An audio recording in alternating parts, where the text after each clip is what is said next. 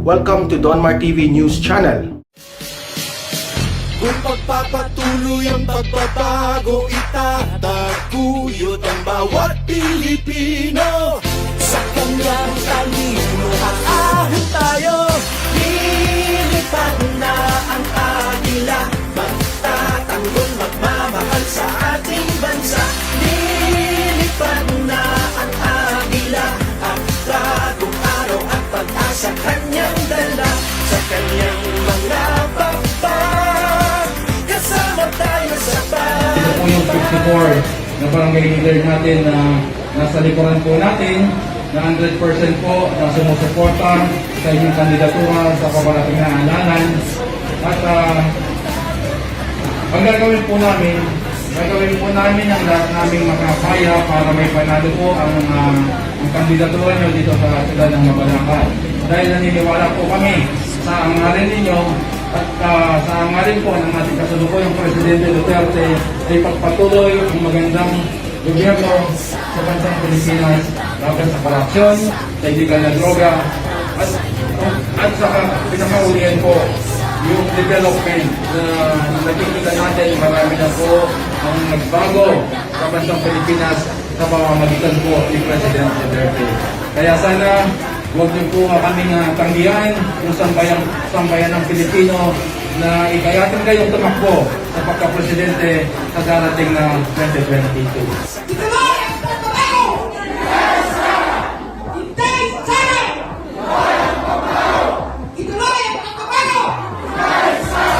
Yung balita dyan ay yung tungkol dito kay Lucy Torres. Nakita naman natin si Madam Lucy Torres, di ba, na maayos pagdating sa kanya mga tawag dito, kanya mga statement, at kinuwento ko nga rin sa inyo kung gaano ka noon na hindi pa politiko si Lucy Torres, talagang napakamatulungin na niya ni Lucy Torres. Okay? Naintindihan ko naman yon. Ngayon, hindi ko alam kung bakit dito siya pumapasok sa PDP, dito kay Pisot, kay Ping Lacson at kay Soto. Sabi ko nga, easy lang muna tayo. Easy lang. Kasi hindi natin alam kasi may balita rin naman na si Lucy Torres PDP. Posible rin, hindi lang napapag-usapan pa. Kasi kung papansinin ninyo, si Mig Subiri, si pangalan nito, si DICT, si Honasan, nasa PDP rin siya. Nasa slate din siya ni Pangulong Duterte. So nagdodoble-doble pa. Sana lang maisip ni Madam Lucy Torres, si Congressman Lucy Torres, na mamili ng tamang kaalyado. Madam Lucy Torres, if you're listening, if you're, I don't know, kung makakarating sa'yo to, this is your first, sabihin na nating national na sabak. Ako po, sabi ko nga sa inyo, malaki ho yung naitulong nyo nung kay Mocha nang hindi pa politiko si Lucy Torres nito At hindi yan lumabas sa media, tumulong lang siya ng kusa. Kita ko ho yung kabutihan loob ninyo, pati ho yung mga statement ninyo, magaganda rin po. Maganda ho siguro pumili ho kayo ng tamang partido. Baka naman pwedeng sa PDP na lang kayo at wag na ho dyan sa Team Pisot. Baka naman pwedeng wag na ho kay Team Pisot. Sa tingin ko sayang Medyo meron kayong potential. May potential kayo, pero pag kayo ho nag-Team Pisot, delicate ho kayo. Baka yan ang ikabagsak ninyo. Pasensya na, pero medyo hindi ho maganda yung papasukan ninyong grupo. Okay? Oy, by the way, huwag nyo palang kakalimutan gusto ko lang ipaalala sa inyo patungkol dito sa Delta variant. Kung sana na makakapag-bakuna ho kayo, gawin nyo na ho. Pag may chance ho kayo, mag-walk-in na ho kayo kung wala ho kayong schedule at maayos naman yung lugar ninyo at hindi kayo sa Maynila. Kasi sa ibang lugar naman maayos naman yung mga walk-in baka pwede magpaano na kayo, pabakuna na kayo bago lumala itong Delta variant na ito. Kasi itong Delta variant, remember, pinabagsak nito ang buong Indonesia pagdating sa kaso ng COVID. Pati India, pinabagsak nito. Diba nakita nyo naman sinusunog na. Gumawa na ng mga bakanting lote sa mga namamatay. Hindi ho biro itong Delta variant. Hindi ko kayo tinatakot pero matuto na tayo sa experience ng iba. Sabi nga the best teacher is yung sabi experience, di ba? Best teacher daw. Yun hindi ho. Ang best teacher is yung experience ng iba. Matuto na tayo. Huwag na natin experience pa.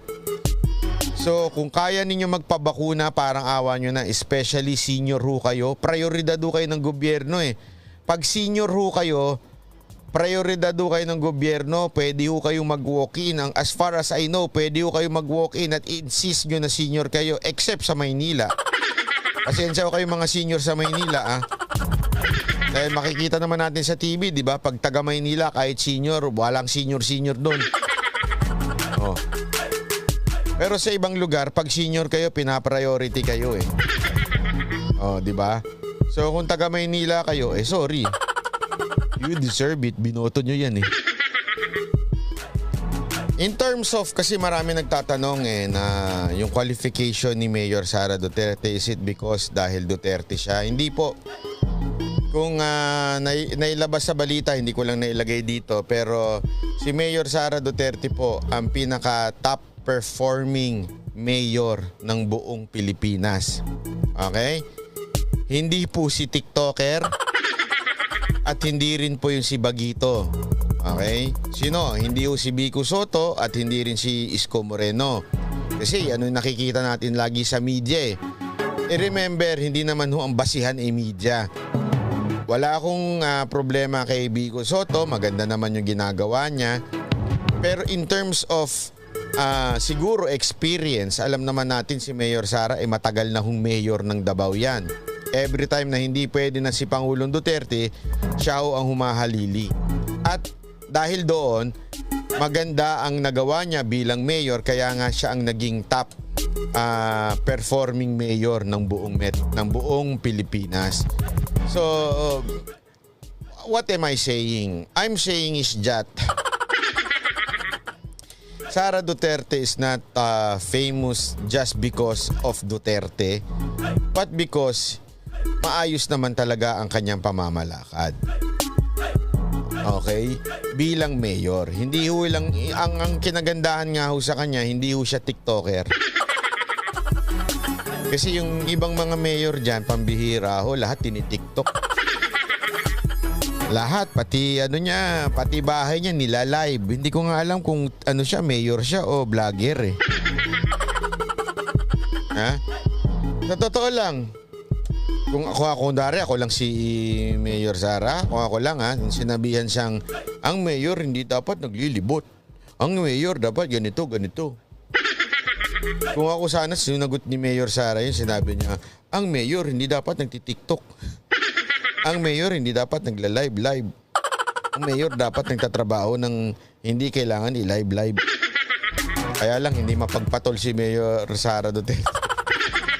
'Di ba? Totoo naman eh. Oh, hindi nga nag-iikot, panay naman ng TikTok, panay naman ng live, parang vlogger.